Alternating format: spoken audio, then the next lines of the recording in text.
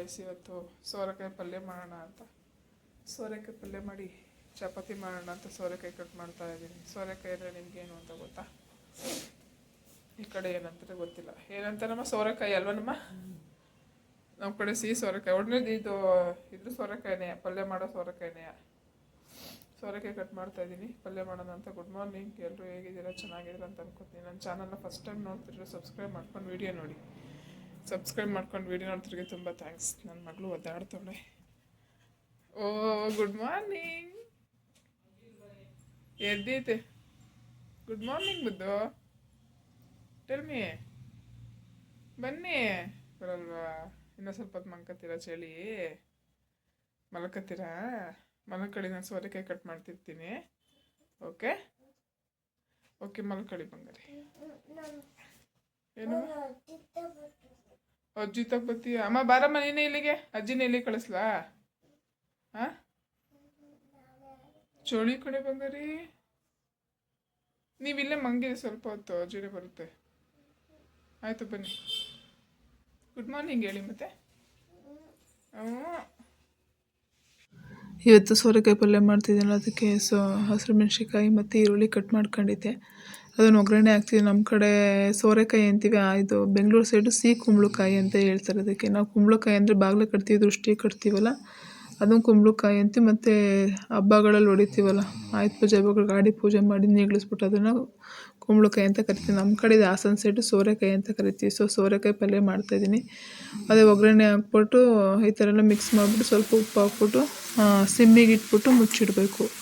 ಮತ್ತು ಮುಚ್ಚಿಟ್ಟು ಒಂದು 2 ನಿಮಿಷ 3 ನಿಮಿಷ ಬಿಟ್ಟು ತಳ ಹಿಡಿದ್ಬಿಡುತ್ತೆ ಜಾಸ್ತಿ ಉರಿ ಕೊಟ್ಟು. ಸೊ ಹಂಗಾಗಿ ಮಿಕ್ಸ್ ಮಾಡ್ತಾ ಇರಬೇಕು. ಮಿಕ್ಸ್ ಮಾಡ್ಕೊಂಡು ಒಂದು 10 ನಿಮಿಷ ಅಷ್ಟೇ. ಸ್ವಲ್ಪ ಸಿಮ್ಮಿಗೆ ಇಟ್ಬಿಟ್ಟು ಉರಿ ಮಿಕ್ಸ್ ಮಾಡ್ಕೊಂಡು ನೋಡ್ತಾಯಿದ್ರೆ ಈ ಥರ ಬರುತ್ತೆ, ಬೆಂದಿರುತ್ತೆ, ತುಂಬ ಚೆನ್ನಾಗಿರುತ್ತೆ. ಇದು ಲಾಸ್ಟಿಗೆ ಕಾಯಿ ತುರಿ ಉದುರಿಸ್ಕೊಂಡ್ರೆ ತುಂಬ ಚೆನ್ನಾಗಿರುತ್ತೆ. ನನಗೇನೋ ತುಂಬ ಇಷ್ಟ ಸೋರೆಕಾಯಿ ಪಲ್ಯ. ರೊಟ್ಟಿ, ದೋಸೆ, ಚಪಾತಿ ಅವಕ್ಕೆಲ್ಲ ಕಾಂಬಿನೇಷನ್ ಚೆನ್ನಾಗಿರುತ್ತೆ. ನಾನಿವತ್ತು ಚಪಾತಿ ಮಾಡಿದ್ದೆ ಕಾಂಬಿನೇಷನು. ಊರಿಂದ ತಂದಿದ್ವಲ್ಲ ಸೋರೆಕಾಯಿನ, ಸೊ ಹಂಗಾಗಿ ಚಪಾತಿ ಕಾಂಬಿನೇಷನ್ ಮಾಡಿದ್ದೆ. ನಾವು ಟಿ ವಿ ನೋಡ್ತಾಯಿದ್ವಿ ಬೆಳಗ್ಗೆ. ಇವಳು ನೋಡಿ ನನ್ನ ಮಗಳು ಮಲ್ಕೊಂಡು ಲಲಿತಾ ಸಹಸ್ರನಾಮ ಹಾಕಿದ್ದೆ ಟಿ ವಿನಲ್ಲಿ.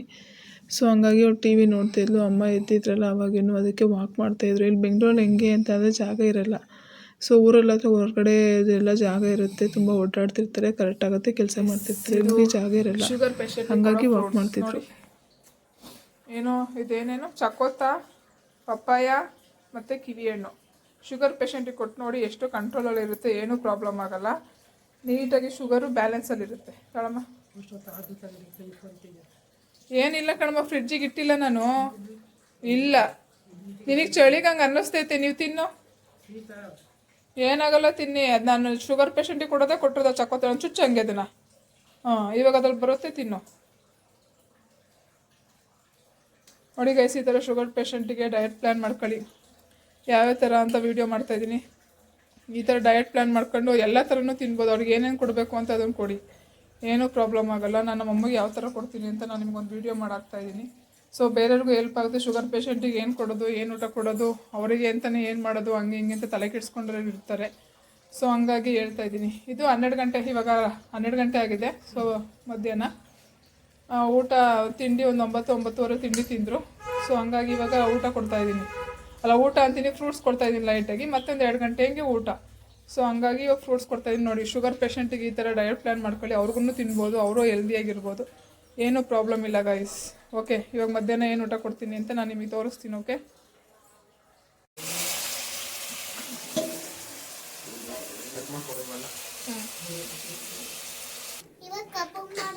ಸಂಜೆ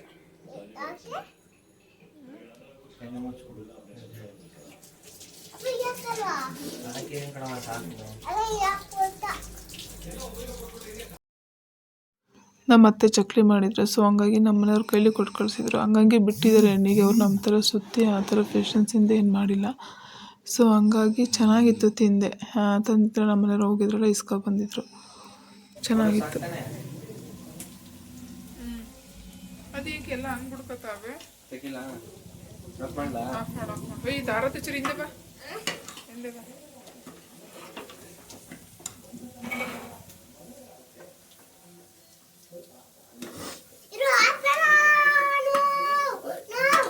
ನಿಂದು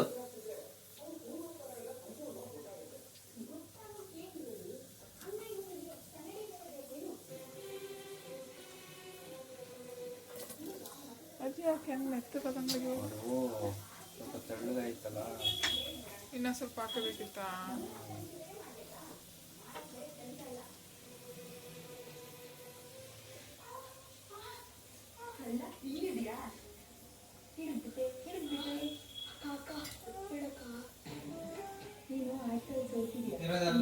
ನೋಡಿ ಗೈಸ್, ಬೆಳಗ್ಗೆ ಹೊತ್ತು ಶುಗರ್ ಪೇಷಂಟ್ ಇರೋರಿಗೆ ವಾಕ್ ಮಾಡೋಕ್ಕಾಗಲಿಲ್ಲ, ಚಳಿ ಇದೆ ಮತ್ತು ಬ್ಯಾಕ್ ಪೇನ್ ಇದೆ, ಮಂಡಿ ನೋವಿದೆ ಅನ್ನೋರು ಈ ಥರ ಹಿಂಗೆ ಕಾಲನ್ನ ಚಕ್ಲು ಹಾಕೊಂಡು ನೋಡಿ, ಈ ಕಡೆ ಕಾಲಿಂದ ಒಂದು, ಕೈಯಿಂದ ಈ ಕಡೆ ಕೈಯಿಂದ ಒಂದು ಕಾಲು, ಇದನ್ನು ನೀಟಾಗಿ ಒಂದು 1/4 ಗಂಟೆ ಕಂಟಿನ್ಯೂಸ್ ಆಗಿ ಹಿಂಗೆ ಬಡ್ಕೊಂಡ್ರೆ ನೀವು ಅರ್ಧ ಗಂಟೆ ಎಷ್ಟು ವಾಕ್ ಮಾಡ್ತೀರೋ ಅಷ್ಟೇ ಪ್ರಯೋಜನಗಳು ಸಿಗುತ್ತೆ. ನೀವು ಈ ಥರ ಈಸಿ ಮೆಥಡ್ ಯೂಸ್ ಮಾಡ್ಬೋದು. ಅವರಿಗೆ ಮೆಟ್ಲು ಎತ್ತಕ್ಕಾಗಲ್ಲ, ವಾಕ್ ಮಾಡೋಕ್ಕಾಗಲ್ಲ, ಮಂಡಿ ಚುಳು ಚುಳು ಅನ್ನುತ್ತೆ, ಬ್ಯಾಕ್ ಪೇನ್ ಬರುತ್ತೆ, ಕಾಲು ನೋವು ಬರುತ್ತೆ ಅನ್ನೋರಿಗೆ ಬೆಳಿಗ್ಗೆ ಹೊತ್ತು ಎದ್ದ ತಕ್ಷಣ ವಾಕ್ ಮಾಡೋಕ್ಕಾಗಲಿಲ್ಲ ಅಂದರೆ ಈ ಥರ ಹಿಂಗೆ ಕೂರಿಸ್ಬಿಟ್ಟು ಈ ಥರ ಹಿಂಗೆ ಮಾಡ್ಕೊಂಡ್ರೆ, ಕಾಲು 2 ಕೈಯಿಂದ ಬಡ್ಕೊಂಡ್ರೆ ಒಂದು 1/4 ಗಂಟೆ ಅಷ್ಟೇ, ಅರ್ಧ ಗಂಟೆ ಎಷ್ಟು ವಾಕ್ ಮಾಡ್ತೀವಿ ಅಷ್ಟು ಉಪಯೋಗನೂ ಇದರಿಂದ ಸಿಗುತ್ತೆ. ಈ ಥರ ಒಂದು ಈಸಿ ಟೆಕ್ನಿಕ್ನ ಯೂಸ್ ಮಾಡ್ಬೋದು ನೀವು ಶುಗರ್ ಪೇಷಂಟಿಗೆ. ನಾನು ಇದನ್ನೇ ಯೂಸ್ ಮಾಡೋದು ನಮ್ಮ ಅಮ್ಮಗೆ.